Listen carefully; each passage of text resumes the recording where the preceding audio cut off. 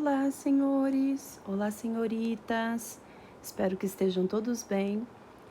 Hoje nós vamos começar mais uma aula, agora falando sobre os elementos da comunicação e as funções da linguagem.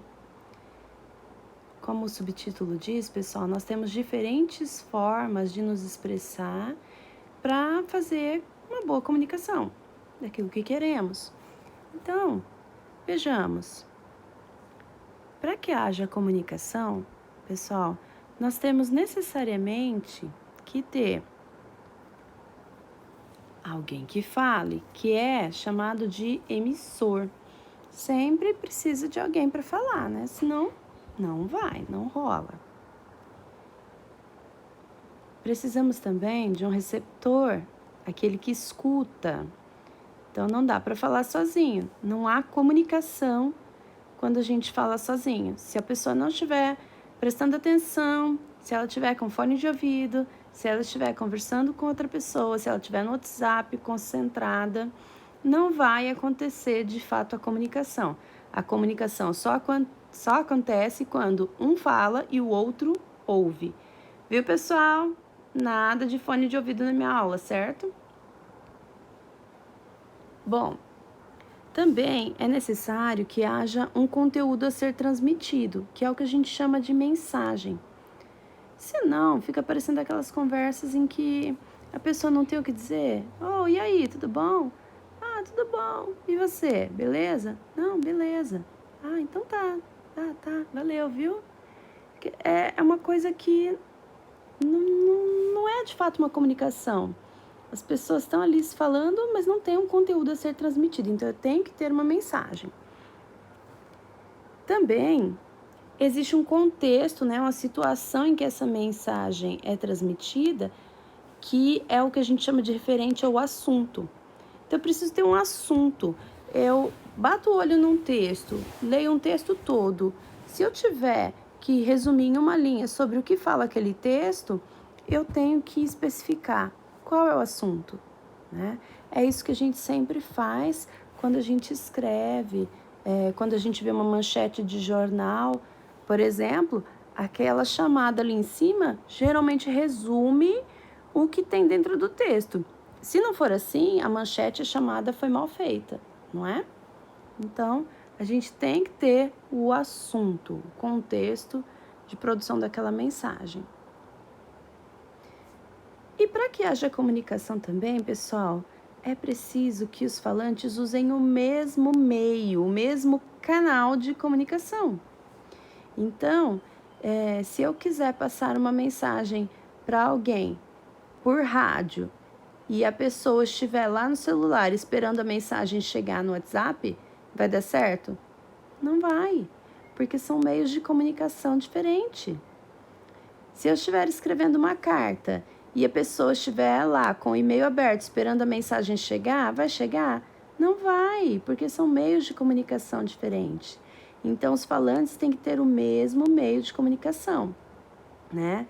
Agora que estamos fazendo muita coisa online, né? Aula ao vivo, etc. O que a gente faz? Entra no mesmo programa. Se eu entrar no Google Meet, vocês entrarem no Zoom, por exemplo, não vai dar certo. A chamada vai cair em lugar diferente. Então, nós precisamos usar o mesmo meio de comunicação, ok?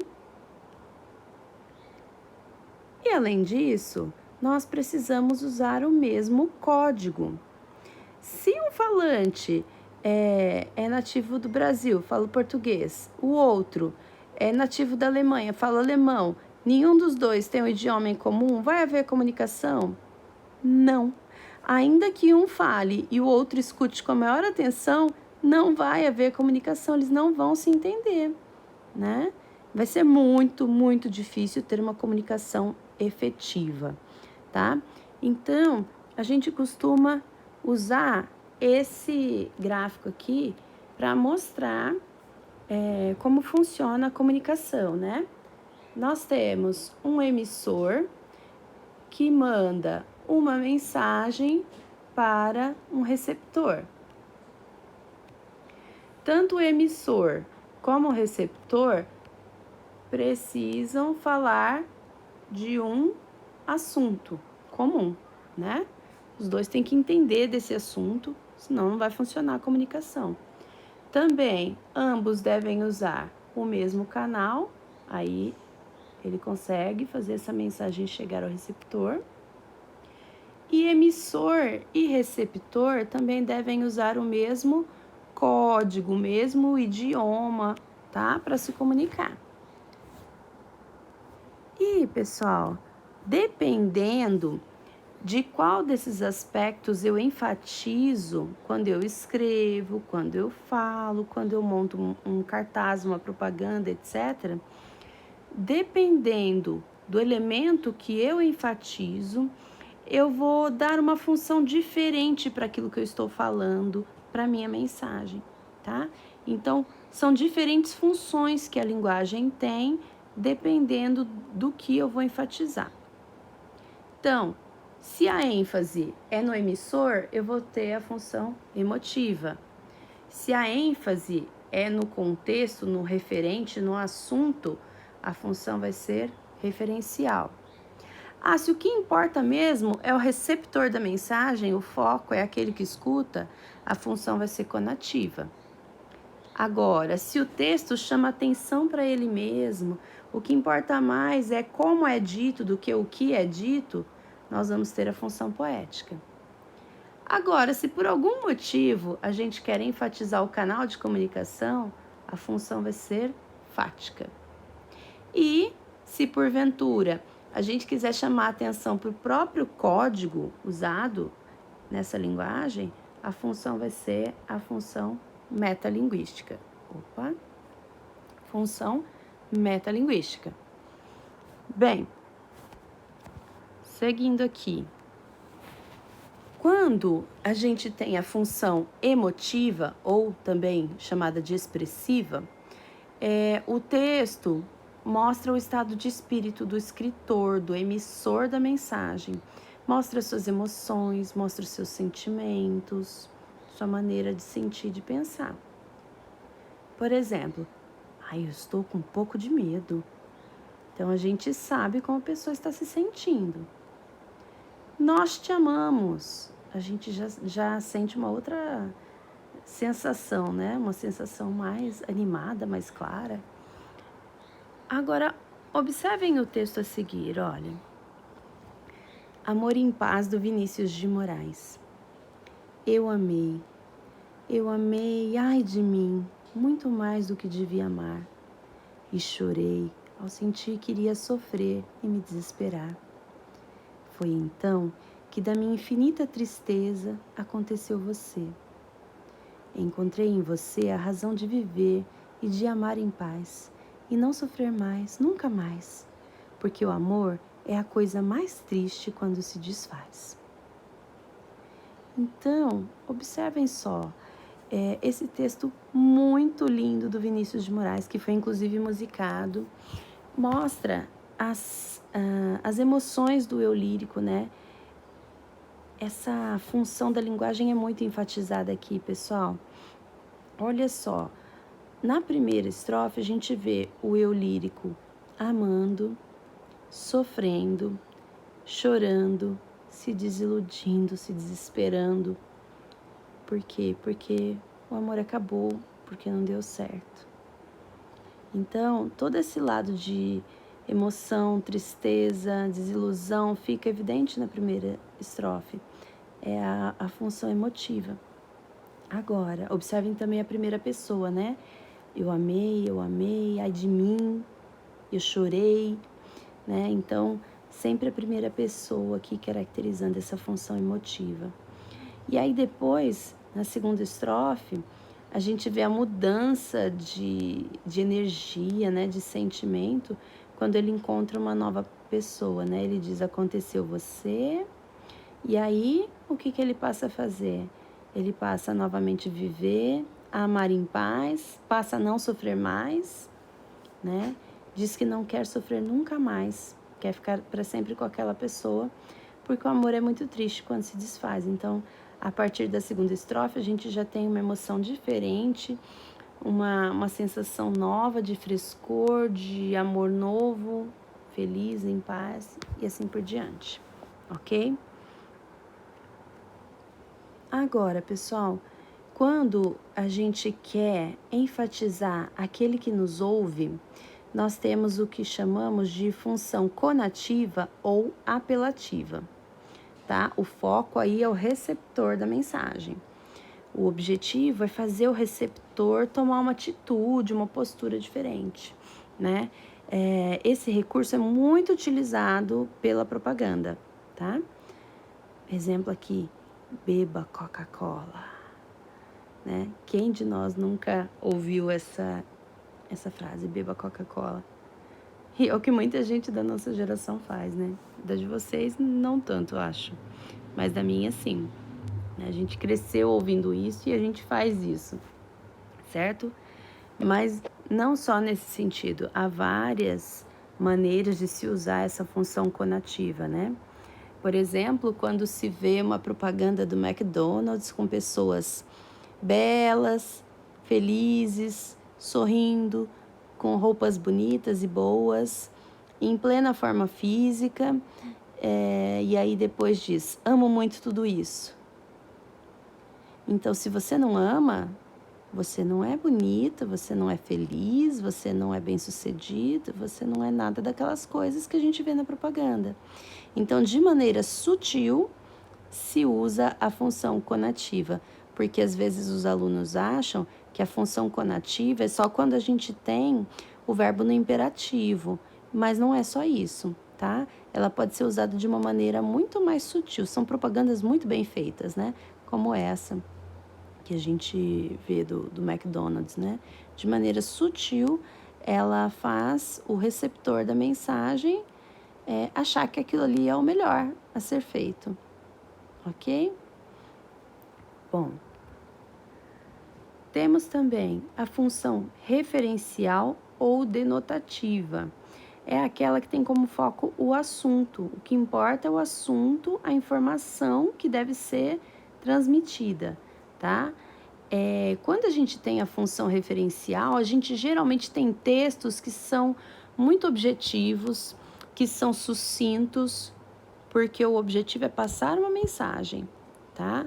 Então, se dá prioridade aí para dados concretos, estatísticas, e esse é o foco. O foco é passar uma informação. A gente vai ver muito isso, principalmente em jornais e revistas. Se um jornal, se uma revista não tiver esse aspecto, essa característica, não é um bom jornal, não é uma boa revista. Eles têm que ser claros, objetivos, passar informação. A gente também vê isso, por exemplo, em discurso científico, quando a gente tem um livro didático que usa exposição de conceitos, né? Então, a gente deve ter esse tipo de linguagem, ok? Aqui um exemplozinho. Eduardo Cunha será interrogado pelo juiz Sérgio Moro pela primeira vez nesta terça-feira. Então, as informações têm que ser claras. Eu sei quem vai ser interrogado, eu sei quem vai interrogar, eu sei que é a primeira vez e eu sei quando isso vai acontecer. Então, é um texto curto, passa uma informação e essa informação é clara. É isso que deve acontecer na função referencial ou denotativa, ok? Agora, função poética, pessoal, é aquela que chama a atenção para a forma como o texto é escrito, para a forma como a mensagem é passada. Então, a gente se preocupa mais com a maneira de dizer do que propriamente com o que dizer, né? Se enfatiza menos o que e se enfatiza mais o como, né? Importa menos o que é dito, mas como é dito. Então, aqui a gente vai ter expressões pouco usuais, pouco comuns. Nós vamos ter uma linguagem mais bonita. Não dá para trocar uma palavra num texto poético por qualquer sinônimo, porque não casa bem, porque tem toda a questão de sonoridade, tem vários aspectos envolvidos, certo?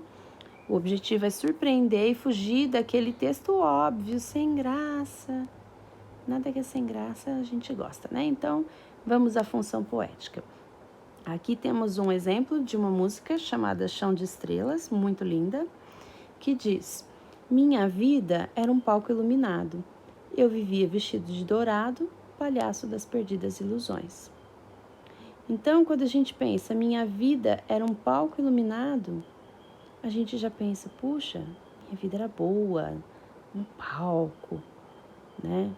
Tinha uma plateia, quem me observasse, me admirasse. Eu vivia vestido de dourado. Também o dourado dá a ideia de sucesso, de realeza, daquilo que é bom, né? E aí ele quebra essa expectativa dizendo, palhaço das perdidas ilusões. Então ele estava ali naquele palco, vestido, achando que estava tudo bem, tudo maravilhoso, mas a verdade é que era só ilusão, né? E ele estava agindo como se fosse um palhaço, alguém de quem os outros riem, certo? Então, essa é a função poética, né? Ela quebra aquela expectativa, ela cria um efeito diferente na linguagem. Ele poderia simplesmente dizer, eu achava que a minha vida era boa e que tudo estava indo bem, mas a verdade é que eu estava enganado. Estaria dizendo a mesma coisa, só que o que chama atenção aqui não é o que é dito, mas como é dito, né? Então essa é a função poética. Aí, função fática. É aquela, pessoal, que dá ênfase ao canal de comunicação, tá? O objetivo é abrir, manter ou fechar o canal de comunicação. São frases que a gente usa muitas vezes para, enfim, iniciar uma conversa, né? Como vai? Tudo bem? Alô? A gente usa para abrir o canal de comunicação. Olha, eu tô aqui, tô escutando, pode falar, né? Olha, não é mesmo? Então, o objetivo é continuar a conversa, falar para a pessoa que você está escutando, saber a opinião dela, né? São esses ganchos que a gente usa para abrir, manter e fechar o canal de comunicação, certo? Aquelas figurinhas hoje que a gente usa, né? Também tem essa função. No WhatsApp, demais a gente usa, né? Quando você já tá, tipo, cansado, já manda aquela figurinha de soninho, de boa noite. Ó, gente, tô indo dormir, estou cansado. Então, elas têm sim essa função, né? Manter o canal de comunicação aberto e depois fechar o canal de comunicação. Função metalinguística. O objetivo dela é enfatizar o código usado entre os falantes, tá? Isso acontece, pessoal, quando eu uso o código para falar do próprio código. Por exemplo, tem poesias que falam da própria poesia, de como é difícil fazer uma poesia, né? Quando isso acontece, além da função poética, a gente está usando a função metalinguística, em que eu uso a poesia para falar da própria poesia. Se eu vou ao cinema para assistir um documentário falando sobre o cinema, eu estou usando função metalinguística, né? Então, quando eu uso a coisa para falar da própria coisa, de maneira simples, né? Eu estou usando a função metalinguística. Os dicionários, as gramáticas fazem muito isso, né? Eu tenho palavras da língua portuguesa para explicar, dar o significado de outras palavras da língua portuguesa. Então, a gente faz muito isso, sem perceber. Aqui temos um exemplo de poesia metalinguística que se chama Poesia, do meu amigo Cadu, Carlos Drummond de Andrade. Ele diz: gastei 1 hora pensando um verso que a pena não quer escrever. No entanto, ele está cá dentro, inquieto, vivo. Ele está cá dentro e não quer sair. Mas a poesia deste momento inunda a minha vida inteira. Então, observem só, pessoal. Ele diz que ficou um tempão, 1 hora, pensando um verso que a pena, que a caneta, não consegue escrever. ele está falando daqueles momentos em que a gente sente uma coisa, mas a gente não consegue expressar, não consegue colocar no papel. E por mais que a gente não consiga colocar no papel, ele diz que aquele sentimento, a poesia é um sentimento, pessoal. Ela está lá dentro, inquieta, viva. Ela está ali dentro, está acontecendo, por mais que ela não queira sair.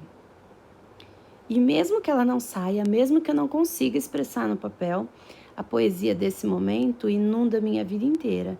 Então, ainda que eu não consiga dizer, aquilo que está acontecendo ali dentro de mim vai mudar tudo, né? Então, eu geralmente uso esse poema, né, poesia, para mostrar a diferença justamente entre poema e poesia. Poema é qualquer coisa que a gente escreve em verso, né? Mas poesia é esse sentimento poético que está por trás. E aqui ele usa uma poesia metalinguística, né? Ele usa uma poesia para falar de como é difícil, às vezes, escrever uma poesia. Por mais que a gente sinta coisas, assim, emocionantes, a gente às vezes não consegue expressar, certo? Então, exemplo de poesia metalinguística, função metalinguística. Agora, pessoal, a gente está falando aqui dos elementos da comunicação, de que se eu tiver aqueles elementos, a comunicação deveria acontecer, né? Só que, às vezes, o que impede não é eu enfatizar um elemento ou outro, não é a ausência de um daqueles elementos. Podem acontecer outras coisas que causam o que a gente chama de ruído na comunicação. É quando algo interfere na transmissão da mensagem e aí essa mensagem não é bem entendida, sabe? Pode ser um fator interno, pode ser um fator externo, mas alguma coisa impede que a comunicação seja efetiva. Ela até acontece, mas pode não ser tão eficaz como deveria. Olha só, nós temos aqui ruído físico, que é o que acontece muitas vezes quando a gente está numa sala de aula, né?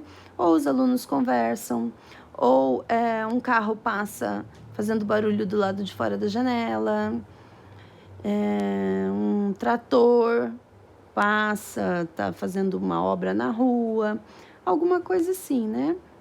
Então, se nós não conseguimos escutar devido a fatores externos, barulho principalmente, a comunicação não vai ser efetiva. Então, ruído físico, né? Certo? Agora, também pode acontecer algum ruído fisiológico. É algo que dentro de nós impede que a gente de fato entenda aquela mensagem, né? Um ruído fisiológico pode ser, por exemplo, uma dor de cabeça muito forte, que não deixa a gente entender o que está acontecendo, uma dor no corpo, se a pessoa está meio doente, meio gripada, tal, ela não vai conseguir entender bem o que está acontecendo, né? Isso acaba fazendo com que a pessoa não perceba, de fato, tudo que está sendo transmitido. Às vezes ela até consegue prestar atenção em alguma coisa, mas muito se perde, né? Porque esse ruído fisiológico está atrapalhando o entendimento da pessoa. Agora, se a gente está bem disposto, sem sono, sem nada, a gente entende tudinho, né? Ok? Em tese. Bom, também há o que a gente chama de ruído psicológico, né? Que é quando a pessoa está tentando dar atenção para aquela informação, mas a mente, por algum motivo, não permite que ela foque ali. Então, por exemplo, se a pessoa tiver com algum problema emocional, né? Se a pessoa estiver sob uma pressão psicológica muito grande, enfim, isso pode impedir que a pessoa consiga se concentrar no que está sendo dito, tá? Às vezes a pessoa, por exemplo, que sofre de esquizofrenia, né, ou alguma outra coisa assim, ela pode não conseguir se focar naquela mensagem, porque tem mais algo dividindo ali a cabeça da pessoa, né? Ela não consegue focar na mensagem que a gente está querendo passar. Ruído semântico, esse é o que nos interessa muito, pessoal, porque é algo que acontece com muita frequência. Por exemplo, quando nós ouvimos alguma coisa que tem um significado diferente do que a gente conhece, isso pode causar um problema de entendimento, né? Por exemplo, quando uma pessoa usa muitos termos técnicos para falar de uma coisa, uma pessoa que é leiga naquilo, ela não vai entender nada vezes coisa nenhuma, não é? Por quê? Porque se a pessoa usa uma linguagem muito técnica, só quem é daquela área específica vai entender, os outros não. Então, a boa comunicação, ela é aquela que é efetiva, independente da área em que você trabalha. Então, gente, falar de uma maneira mais simples ajuda muito para que não ocorra ruído semântico, tá? Também pode acontecer ruído semântico quando tem mais de um sentido para a mesma coisa que está sendo dita. Então, aí a gente sofre, por exemplo, um dia eu entrei numa loja de doces e disse para a moça, ô moça, por favor, me dá um tapa na cara. Rapaz, a mulher me esbofeteou, eu não entendi. Por quê? Não entendi. Eu só queria um tapa na cara, sabe? Sabe aqueles pirulitões coloridos, igual Chiquinho Chaves usam? Meu filho queria um daquele, eu só pedi um tapa na cara e ela me esbofeteou. Vai entender essas pessoas, não é? Por que isso acontece, pessoal? Porque a nossa língua ela é muito flexível e muitas vezes, dependendo do contexto de produção, dependendo da região onde essa comunicação acontece, a linguagem vai ter um significado ou outro. Daí nós temos um outro aspecto da linguagem que é a denotação e a conotação. A denotação acontece quando as palavras estão naquele sentido comum, no sentido usual do dicionário. E isso predomina, né? A linguagem denotativa predomina em artigos científicos, jornais, revistas, que é aquela linguagem que a gente já falou, que tem que ser para passar a informação. Então, por exemplo, quando eu digo Mariana foi à feira e comprou cerejas frescas. Eu só tenho uma informação possível aqui, e essa informação é clara, precisa, todas as palavras estão no sentido usual. Mariana, que é uma menina, né? Saiu de casa, foi à feira, eu sei onde ela foi, e ela comprou cerejas. Sei que ela comprou a fruta e cerejas frescas. A informação é clara, é precisa. Não tem mais de uma coisa para entender aqui. Agora, observem no outro exemplo. Quando a gente tem a conotação, as palavras estão no sentido figurado, pessoal, no sentido pouco comum, sentido que foge do óbvio. Então, a conotação, essa linguagem conotativa, é muito comum na poesia, na música, em textos literários de maneira geral. Por exemplo, aqui temos uma poesia do Jacques Prévert. Ele diz: a vida é uma cereja, a morte é um caroço, o amor uma cerejeira. Então, quando ele diz que a vida é uma cereja, ele não está falando de fruta fresca. Não é só isso que tem aqui dentro dessa cereja. Quando ele fala que a vida é uma cereja, ele está dizendo que a vida é doce, é gostosa, é saborosa, cheia de coisas boas. A morte é um caroço, ou seja, é a parte ruim, é a parte dura, é a parte que a gente não quer. Agora, o amor, que é o que faz a vida doce, ele diz que o amor é uma cerejeira, né? Ou seja, é o que produz tudo de bom na nossa vida. Então, percebam que dentro da palavra cereja, caroço e cerejeira tem muito mais envolvido. Então, essas palavras estão no sentido conotativo, no sentido figurado, certo? Então, denotação quando as palavras estão no sentido de dicionário, conotação quando elas estão no sentido figurado, ok?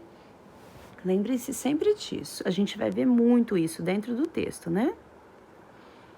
Agora, outra coisa que a gente vê também e que é muito comum, a gente usa, inclusive, quando a gente escreve, quando a gente lê, é o campo semântico. Dentro de um texto, de um poema, para que as coisas façam sentido, elas são agrupadas em aspectos comuns, grupos comuns. Então, o campo semântico é quando várias palavras se unem pelo sentido, fazendo parte de um mesmo grupo, tá?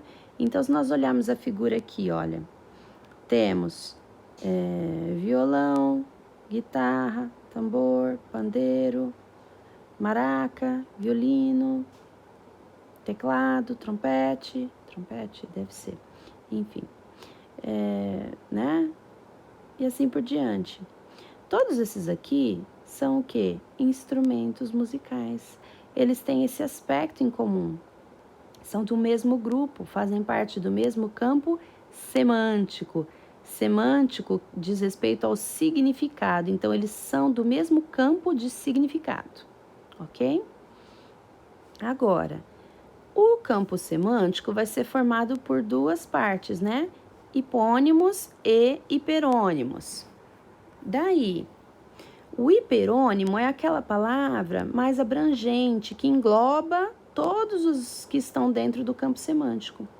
Então, ali na figura anterior, eu disse que todos aqueles eram instrumentos musicais. Instrumentos musicais é um hiperônimo. Mostra tudo que tem dentro do campo semântico. Doces também engloba várias coisas. Bebidas também posso englobar várias coisas dentro de bebidas ou dentro de doces. Então, são hiperônimos, palavras que resumem tudo que está dentro de um campo semântico. Agora, aquelas palavras pequenas que estão ali, cada um dos elementos do campo semântico vai ser um hipônimo. Então, os hipônimos são os diversos elementos do campo semântico. Por exemplo, no campo semântico que a gente viu lá, o hiperônimo, doces. O que a gente poderia ter dentro de doces? Bombom, bala, pirulito, chiclete e assim por diante. Dentro de instrumentos musicais, o que a gente tem? Quais são os hipônimos? Trombone, trompa, saxofone, violino, pandeiro e assim por diante. Ok? Então, hipônimos são aqueles elementos que formam o campo semântico. Cada um daqueles elementos. Tudo bem? Também, dentro dessa parte da comunicação, acontece um outro fenômeno que é a ambiguidade. Ambiguidade, pessoal, é quando uma frase apresenta mais de uma possibilidade de sentido, tá? É o que a gente chama de duplo sentido. E aí, a coisa pode ser boa ou pode não ser tanto. Olhem o exemplo aqui. O Léo pergunta, João Pedro, você viu o André? Daí o João Pedro responde, vi sim, ele saiu com sua irmã. Eita lá. O Léo, se for um cara esquentado, já vai dar ruim pro André, que não dá não, pessoal. Olha só. João Pedro, você viu o André? Vi, ele saiu com sua irmã. Com a irmã de quem? Com a irmã do André ou com a irmã do Léo? A gente tem dupla possibilidade de sentido aqui, pessoal, porque o sua, né, no português do Brasil, ele traz essa dupla possibilidade, tá? Pode ser que o André saiu com a irmã dele, com a própria irmã, ou com a irmã do Léo, o que aí daria probleminha para o André, não é? Bom, esperamos que seja a primeira opção. Então, pessoal, quando sim e quando não? Quando eu posso usar a ambiguidade a meu favor e quando não devo usar de jeito nenhum? Ou, professora, não, ambiguidade não pode nunca. Pode, às vezes pode. Olha só, quando eu posso sim usar quando eu quero propositalmente criar um efeito humorístico, quando eu quero criar um efeito poético, tá? Nesse caso, a ambiguidade vai ser considerada uma qualidade do texto, porque nesse tipo de texto se espera que a linguagem seja diferente, chame atenção, certo? Então, olha só aqui um anúncio publicitário de biscoito recheado. Enche o seu filho de bolacha. É isso que a gente faz com as crianças. Não, não pode, gente. Essa fala é de tia, gente. Mãe não pode falar essas coisas, não. Não pode encher o filho de bolacha. Por quê? A criança vai ficar acima do peso, pode ter problema de colesterol e etc, etc, etc. Tá? Então, não pode encher o filho de bolacha. Ah, professora, mas não era bolacha no sentido de bater na criança? Poderia ser, mas não pode também, viu, gente? Então, não encham a criança de bolacha, viu? Nenhuma das duas. Porque não pode bater em criança, né? E também nada de ficar dando só bobeirinha pra criança comer. Só de vez em quando é que pode, né, gente? De vez em quando ninguém é de ferro. Tá bem? Então, nessa situação, sim, foi proposital. Ele quis, né, criar esse efeito de humor. Agora, quando não, pessoal? Não, quando o texto que a gente tem é aquele texto que tem que ser objetivo e lógico. Não, quando o meu texto tem que ser um texto convincente, como uma redação, por exemplo. No vestibular, eu não tenho tempo para ser ambíguo, né? Eu tenho que ser claro, preciso, direto. Então, aí, se ocorrer ambiguidade, ela vai ser tratada como um defeito do texto, como um defeito na linguagem, e aí, em vez de me ajudar, ela me atrapalha. Por exemplo, exigiu o dinheiro do marido. O dinheiro era de quem? Dela ou dele? Ela queria o dinheiro dele ou ela exigiu que ele desse o dinheiro que era dela? Então, aqui não ficou claro. Se é um texto que tem que ser objetivo, uma frase desse tipo já causa problema, certo? Outro fenômeno ligado à linguagem, pessoal, que a gente tem nessa parte de comunicação é a polissemia. Então, a polissemia é quando uma palavra tem vários sentidos, tá? Poli, vários, semia, sentido. Então, aqui nós temos um exemplo. Olha, aproveitamos a sombra da mangueira. Mangueira aqui é um pé de manga, certo? Tem uma sombra deliciosa, inclusive, né? Agora, as crianças aproveitavam para se refrescar do calor pulando em volta da mangueira furada. Mangueira aqui é aquela em que a gente usa para regar, o jardim, não é, pessoal?